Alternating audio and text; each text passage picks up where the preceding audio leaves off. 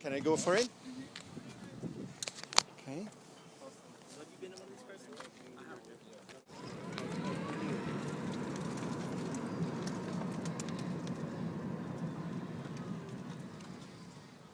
Steve who? Steve Juritzen. Ah, yeah.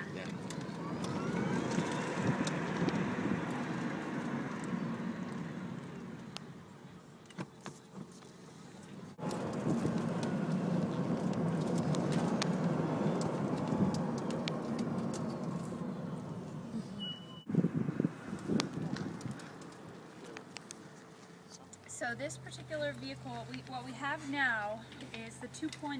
So it's got the upgraded power electronics. The differences between this one and our first year, which was 2008, we never made it 2009, are mostly interior stuff and cost savings. It does have the upgraded specs, but it doesn't change the performance at all, just the smoothness of the ride and sort of the traction control, so you don't get crazy on the roads because you do have a lot of power. But most of the changes happened on the interior. The interior looks a lot different.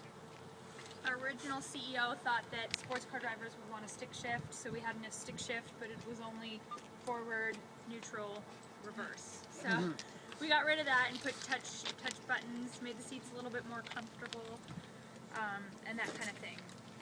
So the Roadster was always intended to be sort of the car that makes electric cars sexy and fun to drive. Electric cars have a bad rap for not being able to go very far, or just not having the distance or the top speed that combustion engines get, which is why when electric cars came out, preceded combustion cars, they never got very far. Combustion engines won because of things like distance. But now what Tesla has done is made a battery pack that actually gives you some decent range, and a motor, and partnered with Borg Warner, who makes our single-speed gearbox, actually makes it fun and fast. So that's sort of the heart and soul of our company, is our motor and battery pack, and the rest is pretty easy. This is one of the most mechanically simple cars you will ever see. I mean, no gas, no oil, no spark plugs, no alternators, nothing like that. It's very, very simple inside. So I'm going to give you a quick run through on the guts of the car.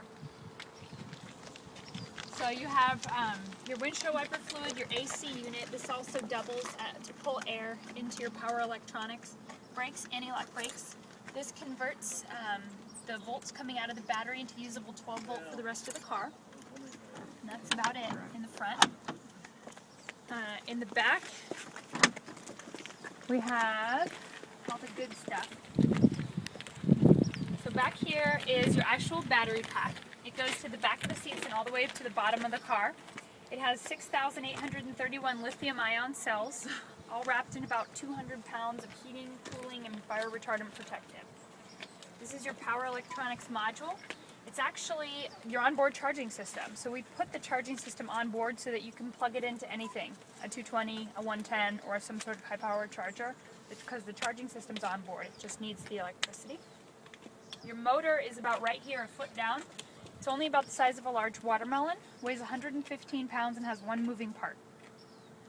It should last, well precede the life of the car. It should last around 400,000 miles. And then we have our single-speed gearbox that's attached. Again, that one's made by Borg Warner. And that's sort of the guts of the car. So for this particular vehicle, we had to get it out quickly. So we rent spots on the Lotus line. It's all Tesla. It's the only thing that this car shares with the Lotus Elise is the side mirrors and the front windshield.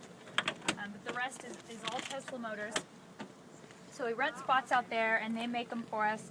And then they ship them to our Menlo Park facility, which is final assembly, for us to put in all the power electronics. So the touchscreen, the whole drivetrain, basically. And so final assembly happens here in Menlo Park. And then each Tesla is custom made, so we meet up with our customers, they put the deposit down, that gets them into the owner's area on our website. Then they can take their time and really pick out their options. Usually a customer will take about 3 months just picking options on their cars.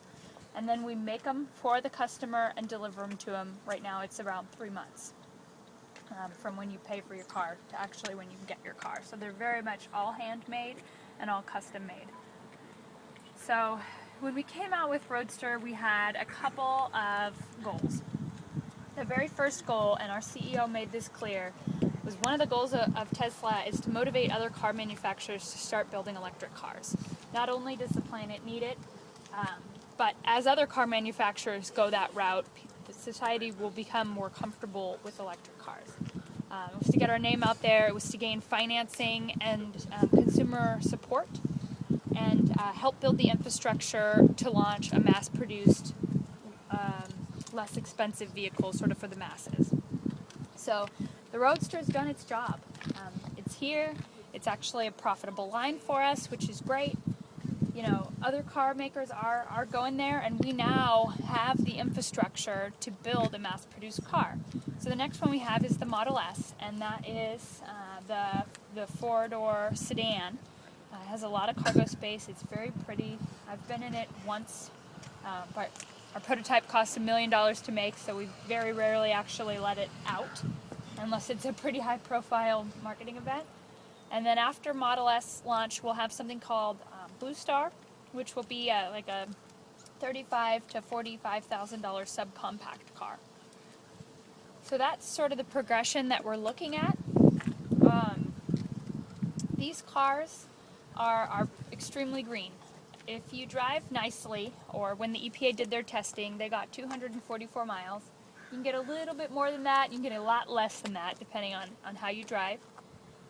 But what's kind of cool is the battery holds 53 kilowatt hours of storage max. That's equivalent to 2.5 gallons of gas.